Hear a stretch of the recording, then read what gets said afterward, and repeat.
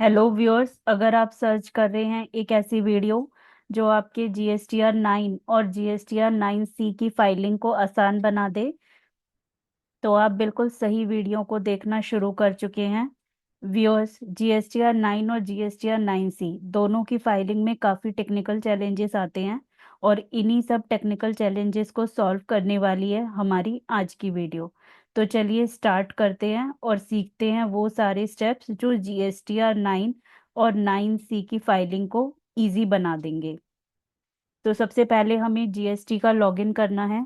GST का login करने के बाद हम डैशबोर्ड पे आएंगे। डैशबोर्ड पे आपको ऑप्शन दिखाई दे जाएगा एनुअल रिटर्न का। एनुअल रिटर्न पे हम क्लिक करेंगे। यहाँ पे हमें फाइनेंशियल ईयर सिलेक्ट करना है। फाइनेंशियल ईयर सिलेक्ट करके सर्च पे हम क्लिक करेंगे। इसके बाद हमारे सामने इस तरह से हेल्प मेन्यू आ जाएगा और इसको नीचे स्क्रॉल करेंगे तो एनुअल रिटर्न और reconciliation statement, GSTR 9 annual return है और 9C हमारी रिकंसिलेशन स्टेटमेंट है, ये दोनों हमें दिखाई दे जाएंगी। और यहाँ पे ये नीचे इम्पोर्टेंट मैसेज दे रखा है, तो शुरू करने से पहले ये एडवाइस सबको रहेगी कि एक बार ये मैसेज को आप गो थ्रू कर लीजिए कि ऑनलाइन प्रिपेयर करने के लिए और ऑफलाइन प्रिपेयर करने के क्या क्या स्टेप्स हैं। ऑनलाइन और ऑफलाइन दोनों हम कभी भी कर सकते हैं, लेकिन ऑनलाइन हम कब नहीं कर सकते, जब हमारे 500 से ज़्यादा रिकॉर्ड्स हो टेबल 17 और 18 में, तो ऑनलाइन प्रिपेयर नहीं हो पाएगी। उस केस में आपको ऑफलाइन प्रिपेयर करना पड़ेगा टेबल 17 18 और उसे अपलोड करना पड़ेगा। क्लियर। अब यहाँ पे हमने एनुअल रिटर्न पे क्लिक किया। एनुअल रिटर्न पे क्लिक करने के बाद क्वेश्चनियर शुरू हो गया है। क्वेश्चनियर में अगर आप नील की रिटर्न फिल कर रहे हैं तो यस सिलेक्ट करके आप प्रोसीड कर लीजिए, लेकिन होपफुली कोई भी नील की रिटर्न नहीं फाइल कर रहा होगा, तो यहाँ पे हमें नो सिलेक्ट करना है और नेक्स्ट पे क्लिक करना है। अब यहाँ हमारा जो एनुअल रिटर्न का फॉर्म है वो खुल चुका है। इसमें स्टेप्स हैं जीएसटीआर 9 को ऑनलाइन प्रिपेयर करने के। डाउनलोड करने का सजेशंस दे रखे हैं यहाँ पे कि सबसे पहले ये जो सिस्टम जनरेटेड हमारी समरीज हैं, इन्हें आप डाउनलोड कर लो। जीएसटीआर 9 है, पूरे जीएसटीआर 9 की कंप्यूटेड समरी है, जीएसटीआर 1 की समरी है, जीएसटीआर 3B की समरी है, टेबल 8A की समरी है। इनको हम डाउनलोड कर लेंगे और नेक्स्ट डाउनलोड जो है वो हमारा एक प्रीव्यू ड्राफ्ट जीएसटीआर 9 है और एक प्रीव्यू ड्राफ्ट जीएसटीआर 9 एक्सेल है। एक पीडीएफ है, एक्सेल है। एक्सेल का जब आप ऑप्शन क्लिक करेंगे तो 20 मिनट्स का टाइम लेगा ये डाउनलोड होने में, लेकिन ये काफ़ी हेल्पफुल होता है। इसको मैं तो सजेस्ट करूंगी कि आप सब लोग इसे काम शुरू करने से पहले डाउनलोड कर लें, क्योंकि इसमें system generated values auto fill होकर आती हैं। जितना आपने पूरे साल में अपनी जितनी भी रिटर्न्स फिल की हैं उन सब का कंसोलिडेटेड वैल्यूज इसके अंदर ऑटोमेटिक फिल होकर आती हैं। अब जैसे यहाँ पे हमारा जो टेबल 4 है, टेबल 4 पे जब आप क्लिक करोगे तो यहाँ पे आपका ये टेबल 4 ओपन हो जाएगा। हम कर रहे हैं कि आपने अपनी सारी डिटेल्स प्रिपेयर कर ली हैं और इस वीडियो में हम सिर्फ टेक्निकल चैलेंजेस कवर कर रहे हैं। दैट मीन्स कि जो जो टेक्निकल चैलेंजेस फाइल करते वक्त आते हैं हम उन्हें यहाँ पे कवर कर रहे हैं। तो जो डिटेल्स प्रिपेयर करनी है वो तो सभी को पता है कि थोड़ा सा टीडीएस काम है, तो वो सब आपने प्रिपेयर कर लिया होगा, ये हम एज्यूम करके चल रहे हैं। तो अब आपकी जो भी डिटेल्स हैं, टेबल 4 जो होती हैं वो आपकी आउटवर्ड सप्लाईज की डिटेल होती है, जिसमें आपने B2C, B2B और जो आपका आरसीएम की वैल्यूज़ हैं वो इसमें फिल होती हैं। और यहाँ पर इसे आप चेक करके सेव कर देंगे। इसका ये तो यहाँ पे B2C B2B आरसीएम और नीचे आपको दिखेगा क्रेडिट नोट और डेबिट नोट की डिटेल्स, इसे आप चेक कर लीजिएगा, फिल कर दीजिएगा और सेव पे क्लिक कर दीजिएगा। सेव पे क्लिक करने के बाद सक्सेस का मैसेज आ जाएगा, ओके कर दीजिएगा। नेक्स्ट टेबल पे जाएंगे हम, टेबल नंबर 5 पे। टेबल नंबर 5 पे जब हम जाएंगे तो इसमें यहाँ पर वो सारी डिटेल्स हैं जिनमें टैक्स नहीं लगता, जिसमें जीएसटी नहीं लगता। तो ये जो जीएसटी नहीं लगने वाली डिटेल्स हैं ये सारी आप फिल कर लेना, और अगेन सेव पे क्लिक करना है। सक्सेस मैसेज आ जाएगा, और आगे हम नेक्स्ट टेबल पे आ जाएंगे, टेबल नंबर 6 पे। यहाँ पर हमें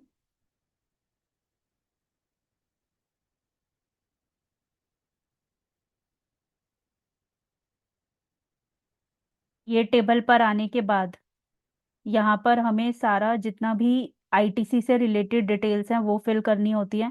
3B में आपने जितना आईटीसी अवेल किया है इसकी डिटेल ऑटो फैच होकर आती है। इसके बाद आपको अपनी इनवर्ड सप्लाईज पे इनपुट कितना है, कैपिटल गुड्स कितना है, वो ब्रेकअप यहाँ पे देना होता है। इनवर्ड सप्लाईज जो आपकी आरसीएम वाली है उसका ब्रेकअप यहाँ पे देना होगा। इन यहाँ पे इंपोर्ट ऑफ गुड्स की आप डिटेल दोगे कि आईजीएसटी कितना है। इंपोर्ट ऑफ सर्विसेज, यहाँ पे आपका टोटल ऑटोमेटिक हो जाएगा, डिफरेंस कैलकुलेट हो जाएगा। अगर कोई ट्रांजेक्शन क्रेडिट है तो उसकी डिटेल आप यहाँ पे दोगे, टोटल हो जाएगा और आईटीसी आपका आ जाएगा। सेव करके सक्सेस मैसेज आ जाएगा। नेक्स्ट टेबल पे चलेंगे, टेबल नंबर 7 है जिसमें आईटीसी आपने जितना भी रिवर्स किया होगा या फिर इन एलिजिबल आईटीसी होगा उसकी डिटेल आपको यहाँ पे फिल करनी है। ये फिल करने के बाद अगेन आप सेव कर दोगे। सेव करने के बाद नेक्स्ट टेबल हमारी 8th है। तो यहाँ पर 2B के अंदर जितना आ रहा है ना उसका पूरे साल का टोटल यहाँ पर आ जाएगा कि 2B में आईजीएसटी कितना है आपका, सीजीएसटी कितना है और एसजीएसटी कितना है। और ये जो वैल्यूज होती हैं ये होती है विदाउट इंपोर्ट और विदाउट आरसीएम, करेक्ट। ये जो 2B की वैल्यूज हैं ये आप ये ध्यान रखना कि यहाँ पे ये जो वैल्यूज रिफ्लेक्ट हो रही होती हैं विदाउट इंपोर्ट और विदाउट आरसीएम हो रही होती हैं। और यहाँ पे जो बी रो में जो वैल्यूज आती हैं ये आपने जो टेबल 6 भरी थी उसका जो नेट टोटल है वो फैच हो रही होती है। उसके बाद ITC on inward supplies receive during the financial year but availed in the next financial year up to specified period, अगर कुछ है मतलब कि इस साल की कुछ आपकी आईटीसी है जो आपने नेक्स्ट ईयर में क्लेम किया है तो यहाँ पे आपको उसका डिटेल देनी होगी, डिफरेंस कैलकुलेट हो जाएगा। और अगर कोई आईजीएसटी आपका छूट गया है या आपने छोड़ दिया है या अवेल नहीं किया है तो वो डिटेल, इंपोर्ट के ऊपर आईजीएसटी यहाँ पे आप डिक्लेयर करोगे। उसके बाद ये ऑटोमेटिक सारी वैल्यूज कैलकुलेट हो जाएगी। सेव करके हम नेक्स्ट आगे प्रोसीड करेंगे नेक्स्ट टेबल पे। यहाँ पे हमने साल में जितना पूरा आउटपुट टैक्स लाइबिलिटी पे पेमेंट करी है तो वो सारा टैक्स यहाँ पे आ जाएगा। वो टैक्स आपने आईटीसी के थ्रू पे किया है वो, और जो कैश के थ्रू पे किया है ये सारा यहाँ पे ऑटोमेटिक फेच होकर आता है। इसमें आपका आरसीएम भी इंक्लूड होता है, आईजीएसटी में भी आरसीएम इंक्लूड है, सीजीएसटी और एसजीएसटी इंक्लूड है। ये नहीं कि सिर्फ आउटपुट टैक्स लाइबिलिटी हमारी है यहाँ पे, ऐसा नहीं है। आउटपुट टैक्स लाइबिलिटी जो आउटवर्ड सप्लाईज है उसके ऊपर प्लस आरसीएम दोनों ही यहाँ पर आती हैं। इसे आप चेक कर लीजिएगा। सेव करके प्रोसीड करेंगे। नेक्स्ट है टेबल 10, 11, 12 और 13। अब यहाँ पे है कि अगर कोई सप्लाईज है ऐसी जिनसे आपने टैक्स इंक्रीज किया है या फिर कोई सप्लाईज जिससे टैक्स डिक्रीज हुआ है, मतलब कोई अमेंडमेंट के थ्रू आपने टैक्स इंक्रीज या डिक्रीज हुआ है तो यहाँ पे आपको उसको डिक्लेयर करना है। कोई आईटीसी रिवर्स किया है प्रीवियस फाइनेंशियल ईयर का और आईटीसी अवेल किया है प्रीवियस फाइनेंशियल ईयर का, वो यहाँ पे आप डिक्लेयर करोगे। सेव करके आगे प्रोसीड करेंगे। नेक्स्ट टेबल आती है differential tax paid on account of declaration in table number 10 and 11। जो यहाँ पर हमने सब टैक्स डिक्लेयर किया है ना कि यहाँ इतना कम हुआ इतना ज़्यादा हुआ, तो उसका जो डिटेल जो नेट बनता है वो यहाँ पर पेबल ऑटोमेटिक कैलकुलेट हो जाएगा। ठीक है, यहाँ पे आपको डिटेल्स फिल करके सेव करके प्रोसीड करना है। नेक्स्ट टेबल नंबर 15 है डिमांड्स और रिफंड की टेबल। अगर आपने कोई रिफंड क्लेम किया है तो उसकी डिटेल यहाँ पर आ जाएगी, और कोई डिमांड बनी है तो उसकी भी डिटेल यहाँ पर आपको फिल करनी है और सेव कर देना है। Next composition tax payers, deemed supply by job worker और goods sent on approval basis. अगर आपके बिजनेस में कुछ है तो यहाँ पे आपको उनकी डिटेल्स मेंशन करनी है, सेव करके आपको प्रोसीड करना है। नेक्स्ट आपका 17th टेबल है जो हमारा आउटवर्ड सप्लाईज पे HSN की डिटेल मांग रहा है। तो यहाँ पे जितना भी आपने सेल किया है ड्यूरिंग द ईयर, जिस जिस HSN में आपने सेल किया है वो डिटेल आपको यहाँ पे फिल करनी है। ये ऑटो फैच नहीं होती GSTR 1 से। तो यहाँ पर ऑप्शन, यहाँ पे आपको मैसेज आता है no record found for the provided inputs. तो इसके लिए क्या करना है आपको, अगेन हमने शुरू में बात की थी कि अगर 500 से नीचे एंट्रीज हैं, 500 से नीचे HSN है तो आप मैनुअल फिल कर सकते हैं। लेकिन अगर 500 से ज़्यादा है तो आपको ऑफलाइन यूटिलिटी में भर के आपको यहाँ पे ये टेबल अपलोड करनी होगी। यहाँ पे आप HSN डालोगे, प्रोसीड करोगे, तो जैसे ही HSN डालोगे तो ये टेबल आपके सामने ओपन हो जाएगी।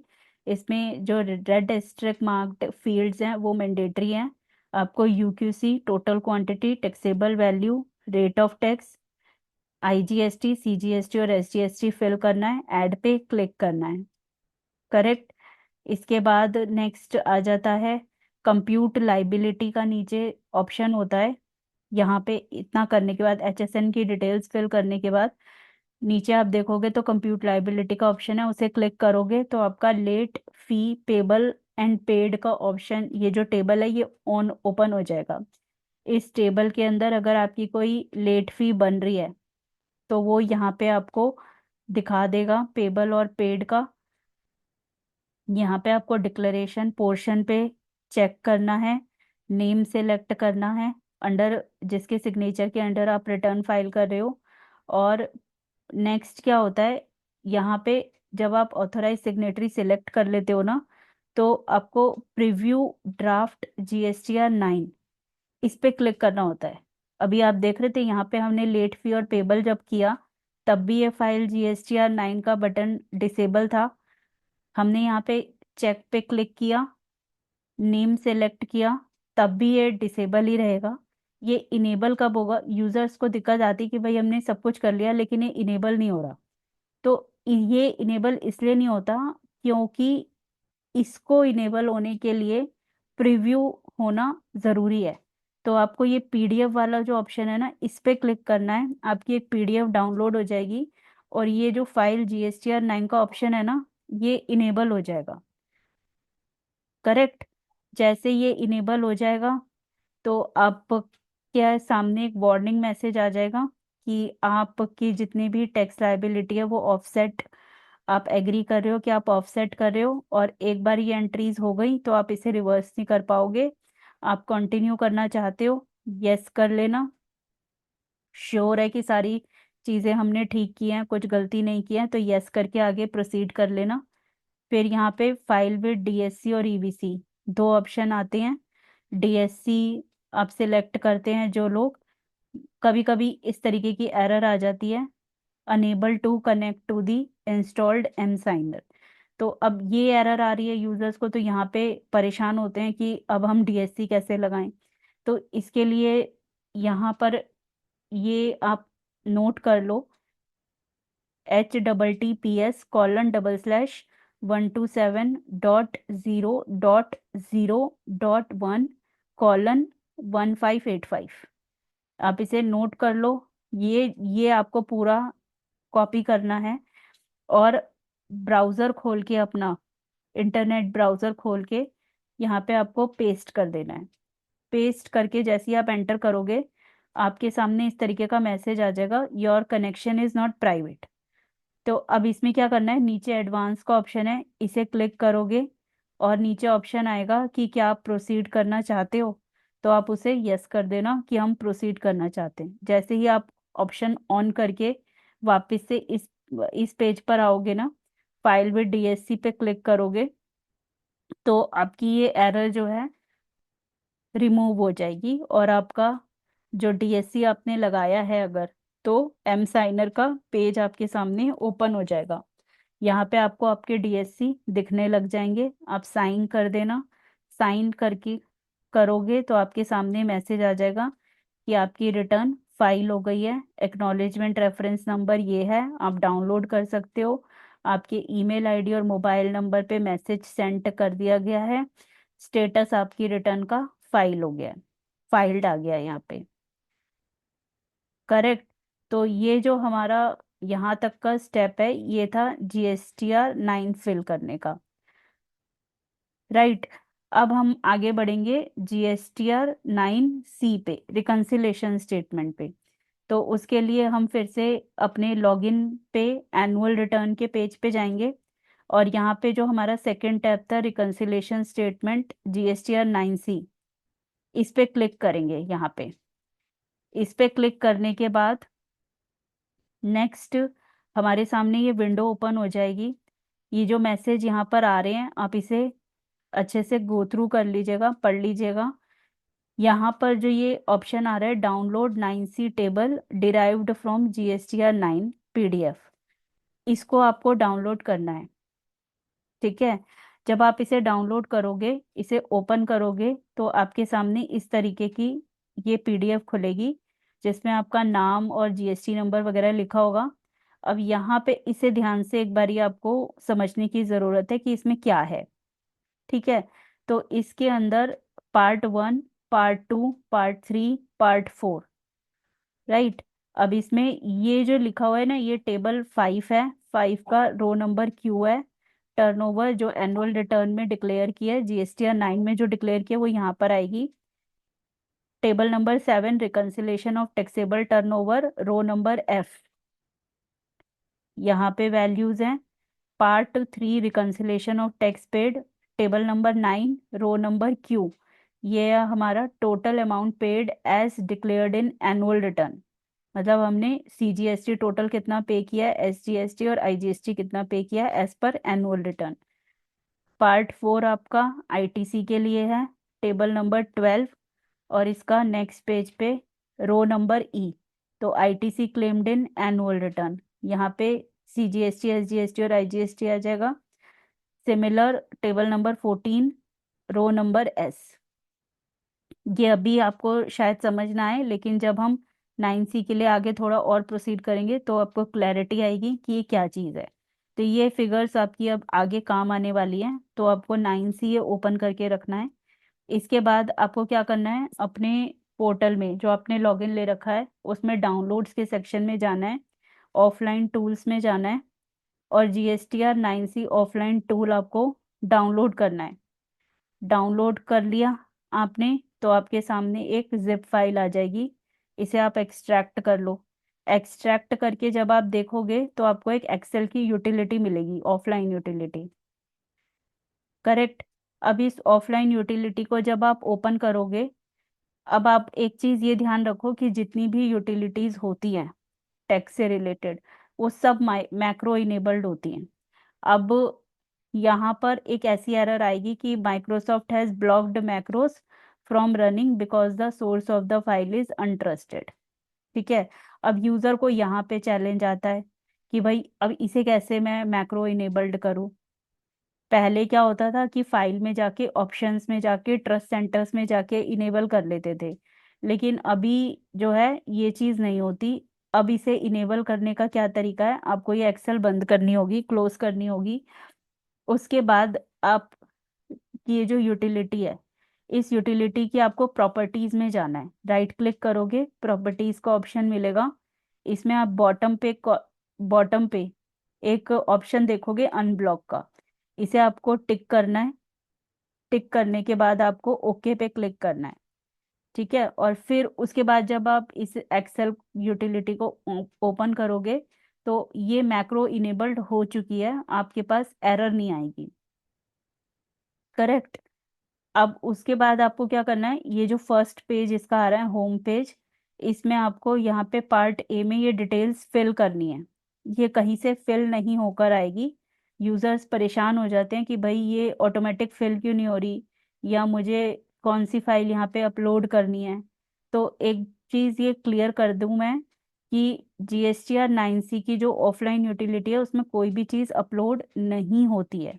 जो PDF हमने डाउनलोड किया है वो अपलोड नहीं होगी। यूजर समझते हैं कि वो PDF हमें यहाँ पे अपलोड करनी है, नहीं होगी और नहीं करनी। ठीक है। तो अब ये, और जेसन फाइल भी नहीं बनती है इसकी। जेसन फाइल जब आप अपलोड कर लोगे ना 9C, उसके बाद डाउनलोड करके यहाँ पे चला सकते हो, अदरवाइज आप नहीं कर पाओगे। यहाँ पे सारी चीजें आपको मैनुअल फिल करनी है। तो जीएसटीएन नंबर आपने फिल कर दिया, लीगल नेम और ट्रेड नेम आपने फिल कर दिया। इसके बाद एक्ट जिसमें आप ऑडिट के लिए लाइएबल हो।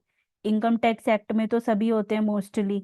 अब कुछ ऑर्गेनाइजेशंस ऐसी होती हैं जो अलग अलग एक्ट्स में ऑडिटेबल होती हैं।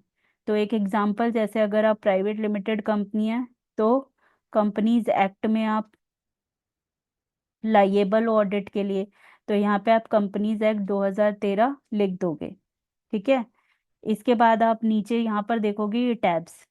तो ये 9C के ये टैब्स हैं। टैब्स ये टेबल्स हैं जो आपको फिल करनी है one by one, table number 5 से लेके टेबल नंबर 16 और लास्ट में पार्ट वी। ठीक है। तो अब हम इसमें टेबल नंबर 5 पे ये सारी डिटेल्स फिल करने के बाद प्रोसीड करेंगे आगे, तो टेबल नंबर 5 पर आ जाएंगे। टेबल नंबर 5 पे अब यहाँ पर सबसे पहले ये 5 जो है, ये आपका रिकन्सिलेशन है। किस चीज़ का? Turnover declared in audited annual financial statement with turnover declared in annual return. मतलब जो आपने बैलेंस शीट फाइल की है इनकम टैक्स एक्ट में और जो एनुअल रिटर्न है आपकी, उन दोनों के बीच का रिकन्सिलेशन। तो आपके जो प्रॉफिट एंड लॉस अकाउंट में जो साल का आपने भरा होगा बैलेंस शीट और profit and loss account, profit and loss account में जो आपकी टर्नओवर आ रही है वो आप यहाँ पे लिखोगे रो नंबर ए में। ट्रेडिंग अकाउंट में सेल्स में जो टोटल आ रहा होता है ना, वो यहाँ पे आपको मेंशन करना होता है। उसके बाद अगर इनमें से कोई ऑप्शन आपके ऊपर एप्लीकेबल है तो आपको रिलेटेड डिटेल्स यहाँ पे फिल करनी है। एक मैं एग्जांपल यहाँ पर दे देती हूँ आपको। इसमें अगर हम बात करें कि credit notes issued after the end of the financial year but reflected in annual return, और एक है credit notes accounted for in the audited annual financial statement but are not permissible under GST. कि कुछ credit notes ऐसे होते हैं जिन पे GST reversal मना होता है। तो अगर वैसा कोई केस है आपका और उसमें कोई वैल्यूज आ रही हैं तो आप फिल कर दीजिएगा यहाँ पे। Turnover for the period under composition scheme अगर है तो वो आप यहाँ पे मेंशन कर दीजिएगा। करेक्ट। इसके बाद ये जो ग्रे सेल्स हैं ये ऑटो कंप्यूटेड हैं, इनमें आप कुछ नहीं कर सकते, छेड़ नहीं सकते इन्हें। इसके बाद यहाँ पे जो ये क्यू रो आ रही है, turnover as declared in annual return GSTR 9। तो इसमें क्या करना है आपको, यहाँ पर जो मैंने पहले आपको जीएसटीआर 9C का, यहाँ पे अगर मैं दोबारा लेके चलूँ, जीएसटीआर 9C का ये एक्सट्रैक्ट था। इसमें टेबल नंबर 5 है हमारा और ये row number Q, turnover as declared in annual return. तो यहाँ पे ये जो वैल्यू आ रही है ना, ये आपको उठा के यहाँ पे टेबल नंबर 5 के रो नंबर क्यू पे एज इट इज डालनी है, लिखनी है, यहाँ पे टाइप करनी है। करेक्ट। और बिल्कुल भी फर्क नहीं होना चाहिए, डेसिमल वैल्यू का भी फर्क नहीं होना चाहिए। अगर फर्क हुआ तो आपकी एरर आ जाएगी। यहाँ पे फिर आप वैलिडेट करोगे शीट को, और अगर कोई एरर आपने नहीं किया, कोई गलती नहीं की है, तो वैलिडेशन सक्सेस का मैसेज आपको आ जाएगा। इसके बाद आप नेक्स्ट पे क्लिक करोगे, नेक्स्ट टेबल आपकी आ जाएगी। यहाँ पे टेबल नंबर 7 आएगा। ये एनुअल टर्नओवर 5P में जो यहाँ पे वैल्यू आई है ना, ये वाली, ये ऑटो कैलकुलेट होकर यहाँ पर आ जाएगी। इसके बाद अगर आपकी कोई एग्जम्प्टेड सप्लाईज हैं, यहाँ पर आप मेंशन करोगे। जीरो रेटेड सप्लाईज है, यहाँ पे मेंशन करोगे। और अगर सामने वाले रिसिपिएंट को कोई आरसीएम पे सप्लाईज आपने दी हैं तो ये आप यहाँ पे मेंशन करोगे। ऑटो कंप्यूट हो जाएगी वैल्यूज। अब यहाँ पे F row, table number 7 row number F. तो अगेन हम 9C के एक बारी एक्सट्रैक्ट पे चलते हैं। Table number 7 row number F. तो यहाँ पे ये जो वैल्यूज आ रही है ना, ये आपको यहाँ पे 9C की यूटिलिटी के table number 7 row number F पे फिल करनी है। अगेन यहाँ पे बैलेंस आ जाएगा जो नॉर्मली नील रहता है अगर आपने कोई मिस्टेक नहीं की है। और अगर यहाँ पे कोई बैलेंस ऐसा है कि जो मिस्टेक की वजह से आ रहा है और आपको उसका रीज़न पता है, तो आप नेक्स्ट टेबल में उसका रीज़न यहाँ पे मेंशन करोगे।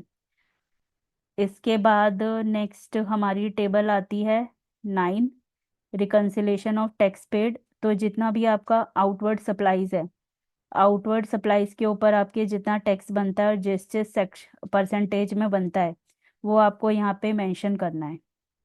अगर आपका आरसीएम है 5% का, 12% का, 18% का, वो आपको मेंशन करना है। आपकी 5%, 12%, 18%, 28% में आपने आउटवर्ड सप्लाईज की है, वो यहाँ पे आपको मेंशन करनी है। टोटल अपने आप आ जाएगा। अब यहाँ पर है table number 9 row number Q, total amount paid as declared in annual return. Again मैं 9C में जा रही हूँ, 9C के एक्सट्रैक्ट में ये दिखाने के लिए। तो यहाँ पे टेबल नंबर 9 आप देखोगे, टेबल नंबर 9 और रो नंबर Q। तो यहाँ पे जो CGST, SGST और IGST का अमाउंट लिखा हुआ है ना, as it is, as it is, आपको अमाउंट जो है वो यहाँ पे फिल करना है। और ये जो डिफरेंस है वो नॉर्मली जीरो ही रहता है, अपने आप कैलकुलेट हो जाता है अगर आपने ऊपर की वैल्यू सब कुछ सही भरी है।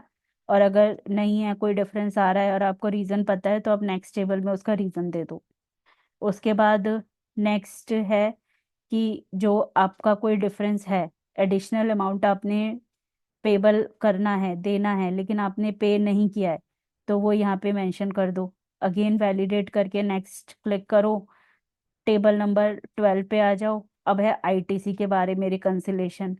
जो आपकी बुक्स में आईटीसी आ रहा है वो आप यहाँ पे लिखोगे।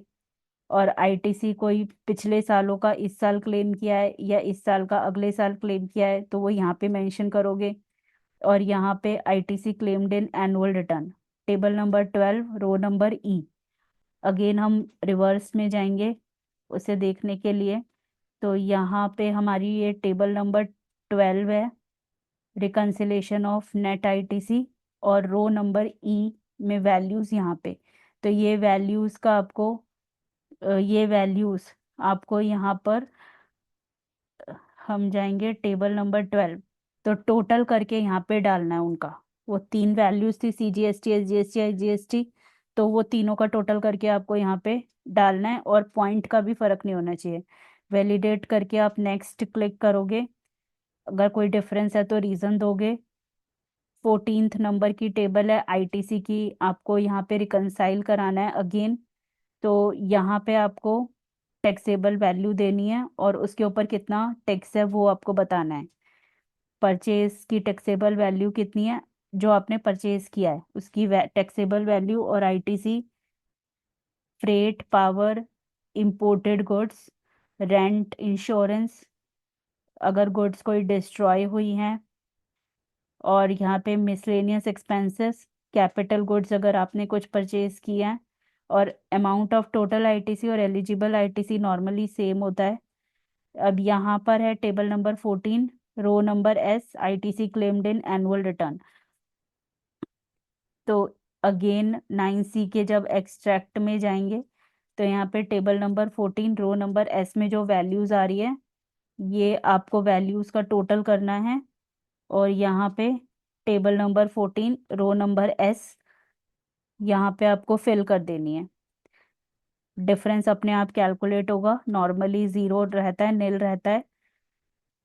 और उसके बाद अगर कोई डिफरेंस आ रहा है और रीज़न आपको मालूम है, तो यहाँ पे आप मेंशन कर दो उसे। और ये आपकी 15th टेबल फिल हो गई है। और उसके बाद आपकी जो 16th टेबल है, अनरिकंसाइल्ड डिफरेंसेस जो है आईटीसी में, वो टैक्स पेबल रहेगा। यहाँ पे आपको उसकी डिटेल देनी है, शीट वैलिडेट करके नेक्स्ट करना है। और आप उसके बाद नेक्स्ट और लास्ट टेबल पे आ जाओगे, part V, additional liability due to non reconciliation. तो यहाँ पर ये आपको फिल करनी है सारी डिटेल्स, अगर कोई आपकी लाइबिलिटी है। वैलिडेट करना है शीट को, और उसके बाद होम पर आ जाना है, क्योंकि अब तो सारी शीट्स हमारी फिल हो गई हैं और वैलिडेट हो गई हैं। होम का बटन आप जैसे ही क्लिक करोगे आप होम पेज पे आ जाओगे। होम पेज पे आने के बाद आपको जनरेट जेसन फाइल पे क्लिक करना है। जेसन फाइल पे आप क्लिक करोगे और कोई एरर आपकी नहीं है शीट में, तो आपके पास मैसेज आ जाएगा फाइल हैज़ बीन क्रिएटेड और पाथ आ जाएगा यहाँ पे आपकी सेव है। इसके बाद आपको अपने जीएसटी पोर्टल के लॉगिन में जाना है, एनुअल रिटर्न में जाना है, रिकंसिलेशन स्टेटमेंट के प्रिपेयर ऑफलाइन के ऑप्शन पे आपको क्लिक करना है। यहाँ पे आपको जो अभी आपने जेसन फाइल बनाई है वो अपलोड करनी है। अपलोड करने के बाद स्टेटस उसका प्रोसेस आ जाएगा, तो बैक टू फाइल रिटर्न पे जाना है। बैक टू फाइल रिटर्न करके यहाँ पे आपका रिकंसिलेशन स्टेटमेंट पे आपको क्लिक करना है। रिकंसिलेशन स्टेटमेंट पे आप क्लिक करोगे तो वही 9C का पेज खुल जाएगा। उसमें आपको बैलेंस शीट और profit and loss account upload कर देना है, जो आपने आईटीआर भरते वक्त अपलोड किया था। यहाँ पे आप अपलोड कर देना इसे।